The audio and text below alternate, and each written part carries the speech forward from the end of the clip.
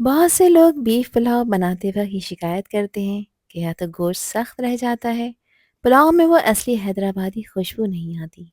आज की इस रेसिपी में मैं आपके साथ शेयर करूंगी वो सब सीक्रेट स्टेप जो होटल और पुरानी हैदराबादी दस्तरखानों में यूज़ होते थे। मसालों का परफेक्ट बैलेंस, यखनी की सही डेप्थ और दम का सही तरीका। ये कोई सिंपल पुलाव नहीं, बल्कि मेहमान नवाजी का लेवल पुलाव है, जो आपकी हर दावत, जुम्मे के दिन या किसी खास मौके पर बनाया जाए तो सब आपसे इसकी रेसिपी लाजमी पूछेंगे। इस वीडियो में आपको चावल का हर दाना अलग अलग नज़र आएगा। गोश्त इतना सॉफ्ट होगा कि मुंह में रखते ही मेल्ट हो जाए, और खुशबू इतनी लाजवाब कि ढक्कन उठाते ही आपका पूरा घर महक जाए। तो चलें फिर शुरू करते हैं इसको बनाना। तो ये हैदराबादी बीफ पुलाव बनाने के लिए यहाँ पर मैंने लिया है 1 किलो बीफ का गोश्त। आप इस रेसिपी को चिकन और मटन दोनों के साथ तैयार कर सकते हैं। इस गोश्त में मैंने कुछ हड्डी और नली शामिल की हैं, क्योंकि असली हैदराबादी बीफ पुलाव की जान यखनी में ही होती है। हड्डी और नली से यखनी इतनी गहरी, रिच और खुशबूदार बनती है जो चावलों के एक एक दाने में उतर जाती है। गोश्त को मैंने अच्छी तरह से वॉश करके ड्राई कर लिया है।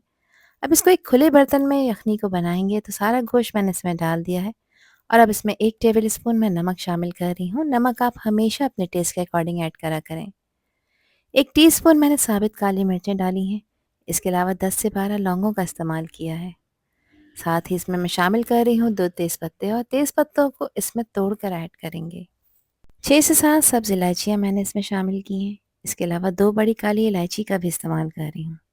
साथ ही 3 से 4 दालचीनी के टुकड़े हैं छोटे साइज़ के, ये भी इसमें ऐड कर देंगे। 1 टेबल स्पून मैंने इसमें साबित सफ़ेद ज़ीरे का इस्तेमाल किया है, और 2 टेबल स्पून साबित धनिया ऐड करेंगे। इसकी खुशबू को इन्हेंस करने के लिए यहाँ पर मैंने 1 टेबल स्पून सौंफ भी ऐड की है। बिलीव मी, सौंफ से इसका फ्लेवर सुपर से भी ऊपर आएगा। यहाँ पर कुछ बादियान के फूल हैं, टूटे हुए फूल हैं, साबित लेंगे तो तकरीबन 2 हैं, ये इसमें ऐड करेंगे। अच्छी खुशबू के लिए इसमें 2 से 3 जावित्री के पीस इसमें ऐड किए हैं। 2 मीडियम साइज़ की प्याज को रफली कट कर कर इसमें ऐड कर दिया है। साथ ही इसमें अदरक और लहसुन का इस्तेमाल कर रही हूँ। मैं पेस्ट ऐड कर रही हूँ। आप लोग चाहें तो यहाँ पर एक साबित लहसुन की पूरी पोटली और 2 इंच का अदरक का टुकड़ा शामिल कर सकते हैं। कुछ पुदीने के पत्ते इसमें डालेंगे, इससे भी इसका फ्लेवर मज़ीद इन्हेंस होगा। 2 टमाटरों का इसमें इस्तेमाल किया है। ये मीडियम साइज़ के टमाटर थे, सेंटर में से कट कर कर इसमें ऐड करेंगे ताकि इसका सारा एसेंस इसमें आ जाए। और अब हरी मिर्चों का इस्तेमाल कर रही हूँ। तो ये तकरीबन 10 से 12 हरी मिर्चें हैं। हरी मिर्चों की क्वांटिटी आप अपने टेस्ट के हिसाब से कम ज़्यादा कर सकते हैं। अब यखनी पकाने के लिए इसमें पानी का इस्तेमाल कर रही हूँ। तो मैंने यहाँ पर 7 ग्लास पानी इस्तेमाल किया है। जिसे आप लीटर में मेजर करेंगे तो तकरीबन पौने 2 लीटर बनता है। अच्छी तरह से इसको मिक्स कर लेंगे। अब इसे कवर कर कर पकाएंगे जब तक कि गोश्त 100% तक टेंडर नहीं हो जाता। अगर प्रेशर कुकर में आप इस रेसिपी को बना रहे हैं तब आपको आधा घंटा लगेगा गोश्त गलाने के लिए। मैं यहाँ पर इसको प्रेशर कुकर में नहीं पका रही हूँ, पैन में पका रही हूँ, तो 1 से 1.5 घंटे का टाइम लाज़मी लगेगा। यहाँ पर मैंने लिए हैं 750 ग्राम बासमती राइस। अगर आप चाहते हैं कि चावल का हर दाना खिला-खिला बनकर तैयार हो, तो चावल आपने अच्छी क्वालिटी के यूज़ करने हैं। इन चावलों को मैं पानी में डिप कर कर रखूँगी आधे घंटे के लिए, जब तक हमारी यखनी में जो गोश्त है वो भी गल जाएगा और मसाला भी रेडी हो जाएगा। तो चावलों को आधे घंटे का रेस्ट आपने लाज़मी देना है। अब इसका मसाला तैयार कर लेते हैं, जिसके लिए एक बड़े पैन में मैंने डाला है 1 कप जितना कुकिंग ऑयल।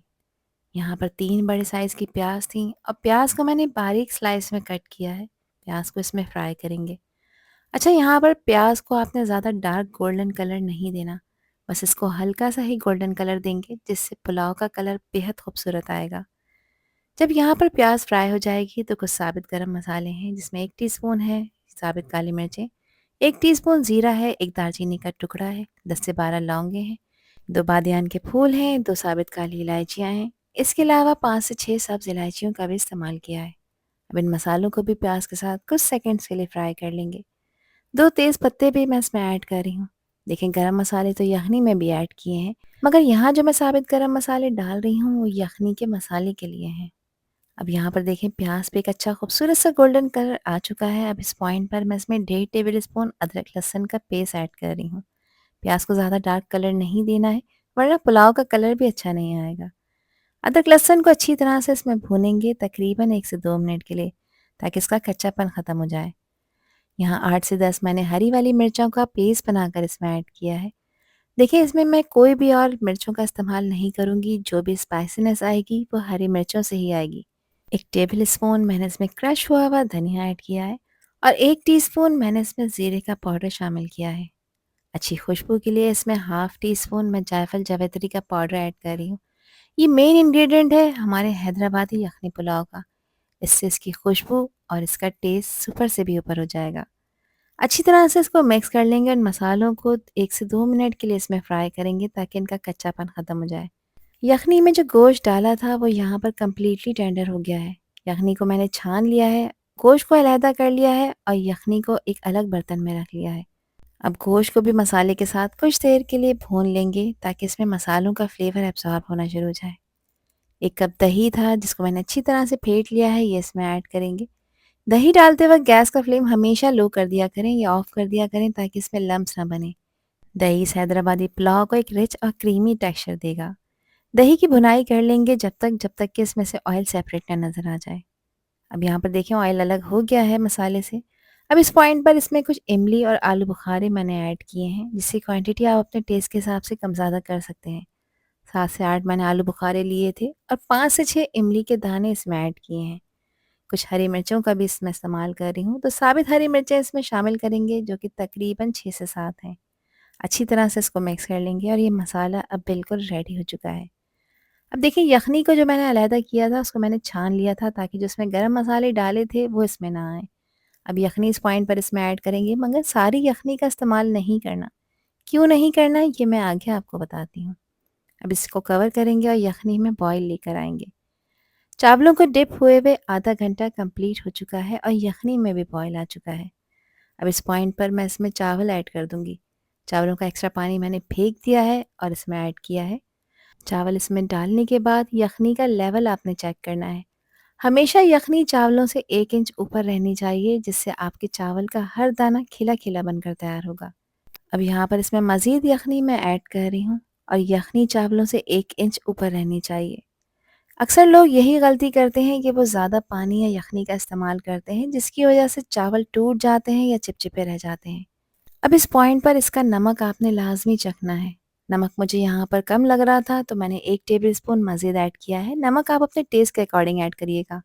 बस एक चीज़ का ये ध्यान रखें कि यखनी में हमेशा नमक थोड़ा घुलता हुआ ही डाला जाता है ताकि पुलाव का फ्लेवर कमाल का आए। अब देखिए अगर पुलाव में नमक का रेशियो सही नहीं होगा, परफेक्ट नहीं होगा तो पुलाव का मज़ा नहीं आएगा।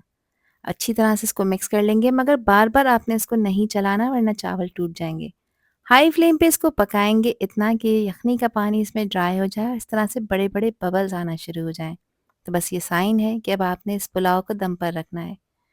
सारा यखनी का पानी आप देखें ड्राई हो चुका है और थोड़ा-सा पानी बचा है ये भी बेस में जा चुका है। अब इसके नीचे आपने एक तवा लाज़मी लगाना है ताकि चावल ना जले ना ही चिपके। इसकी गार्निशिंग के लिए यहाँ पर कुछ हरा धनिया मैंने इसमें ऐड किया है और यहाँ पर मैंने केवड़ा वाटर लिया है 2 टेबल स्पून और इसमें थोड़ा-सा ऑरेंज फूड कलर शामिल किया है। ये ऑप्शनल स्टेप है, बस आप ऐड करेंगे तो इससे पुलाव की जो लुक है वो बहुत ही अच्छी आएगी। अदरवाइज़ आप इसे स्किप कर सकते हैं, कोई इश्यू नहीं है। इसको कवर करेंगे, कवर कर कर गैस का फ्लेम 2 मिनट के लिए हाई करेंगे ताकि जो तवा लगाया है वो हीट पकड़ ले। उसके बाद लो फ्लेम पे 10 से 12 मिनट के लिए आपने इसको दम पर रखना है। पुलाव यहाँ पर दम पर आ चुका है। अब ढक्कन उठाते ही आपने इसकी मिक्सिंग नहीं करनी। थोड़ी-सी देर 1 से 2 मिनट के लिए स्टीम को रिलीज़ करना है क्योंकि इस पॉइंट पर चावल बहुत ही नाज़ुक हुए हुए होते हैं। चलाने से ये टूट भी सकते हैं। अब देखें इसको मैं मिक्स कर रही हूँ। चावल कितने खिले-खिले और खुशबूदार हो गए हैं।